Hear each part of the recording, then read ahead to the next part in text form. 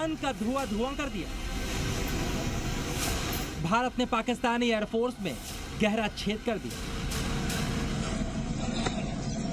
Pakistani airbase के बीचों बीच ये सिर्फ एक गड्ढा नहीं, बल्कि इसे आतंकिस्तान की कब्र समझिए, जिसे भारत के जाबाजों ने खोद दिया है, बस दफनाना बाकी है। हिंदुस्तान ने पाकिस्तान की हरकतों का जवाब पहले आतंकी अड्डों और अब उनके सैन्य अड्डों की तबाही करके दिया है। इंडियन आर्म्ड फोर्सेस ने पाकिस्तान को बहुत भारी नुकसान पहुंचाया। उनके मिलिट्री इंफ्रास्ट्रक्चर्स को, चाहे वो लैंड एसेट्स हो या फिर उनके एयर एसेट्स। यही नहीं, इंडियन आर्म्ड फोर्सेस ने पाकिस्तान की एयरफील्ड स्कर्दू, जैकूबाबाद, सरगोदा और बुलारी को बहुत नुकसान पहुंचाया। इसके अलावा पाकिस्तान के air defence system, radar system, उनको भी एयर स्पेस में अनटेनेबल किया। ये नाम अच्छे से याद कर लीजिए, नहीं तो लिख कर रख लीजिए, क्योंकि यही हिंदुस्तान की विजय की रणभेरी है।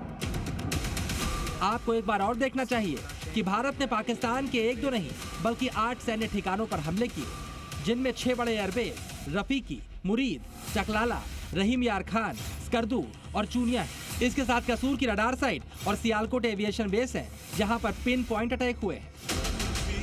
भारत ने इन पाकिस्तानी अड्डों को इसलिए निशाना बनाया क्योंकि उसने नापाक हरकत की थी, जिसका भारत ने मुंह तोड़ जवाब दिया। लाइन ऑफ कंट्रोल के पास पाकिस्तान के command and control, logistic installation और उनके मिलिट्री इंफ्रास्ट्रक्चर, मिलिट्री पर्सनल का इतना भारी नुकसान हुआ कि पाकिस्तान की ऑफेंसिव और डिफेंसिव कैपेबिलिटी को नष्ट कर दिया गया। अंत में मैं फिर से ये बात दोहराना चाहूंगी, इंडियन आर्म्ड फोर्सेस पूरी तरह से तैयार है, सतर्क है और भारत की संप्रभुता और अखंडता की रक्षा के लिए पूरी तरह से कमिटेड है।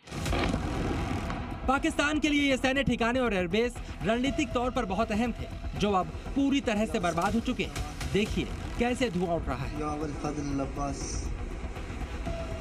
पाकिस्तान के टॉप एयरबेस को भारत ने टारगेट कर उसकी कमर तोड़ दी है। वो कैसे, उसे समझने के लिए आपको हमारी सेना के निशाने पर आए पाकिस्तान के टॉप 4 एयरबेस के बारे में बताते हैं। रफीकी एयरबेस पाकिस्तान के पंजाब के शेरकोट में रफीकी एयरबेस पर चीन से खरीदे गए जेट तैनात जेफ-17 और मिराज लड़ाकू विमानों के कई स्क्वाड्रन और कुछ यूटिलिटी हेलीकॉप्टर भी यहाँ रखे गए हैं। मुरीद एयरबेस पंजाब प्रांत का मुरीद एयरबेस पाकिस्तान के ड्रोन ऑपरेशन का मेन सेंटर है, जहाँ स्पेशल ड्रोन स्क्वाड्रन तैनात है। इसी एयरबेस का इस्तेमाल कर भारत पर पाकिस्तान ड्रोन अटैक कर रहा था। रहीम यार खान एयरबेस 1966 में बने रहीम यार खान अंतर्राष्ट्रीय हवाई अड्डे को पाकिस्तानी सेना एयरबेस के तौर पर इस्तेमाल करती है। यहाँ पर बोइंग 747 जैसे बड़े विमानों का संचालन होता है। स्कर्दू एयरबेस पीओके में स्कर्दू एयरबेस पर पाकिस्तान ने अंडरग्राउंड फ्यूल स्टेशन और हथियार डिपो बना रखा है। यहाँ से जेफ-17 उड़ान भरते हैं और चीन पाकिस्तान इकोनॉमिक कॉरिडोर के लिए यहीं से निगरानी ड्रोन भी ऑपरेट होते हैं। जो पाकिस्तान के द्वारा ड्रोन्स और मिसाइल्स और एयरक्राफ्ट्स के माध्यम से किए जा रहे हैं, शेलिंग के माध्यम से किए जा रहे हैं, वो बिल्कुल भी स्वीकार्य नहीं है और भारत इसकी जवाबी कार्रवाई एप्रोप्रिएट तरीके से कर रहा है, ताकि एक डिटरेंस पैदा किया जा सके, पाकिस्तान के मंसूबों पर लगाम लगाई जा सके, उसके अंदर भय बिठाया जा सके कि ये जो हमले अगर वो करेगा तो उसके गंभीर परिणाम पाकिस्तान को भुगतने होंगे। एयरबेस के अंदर धमाका हुआ, ये देखो अभी।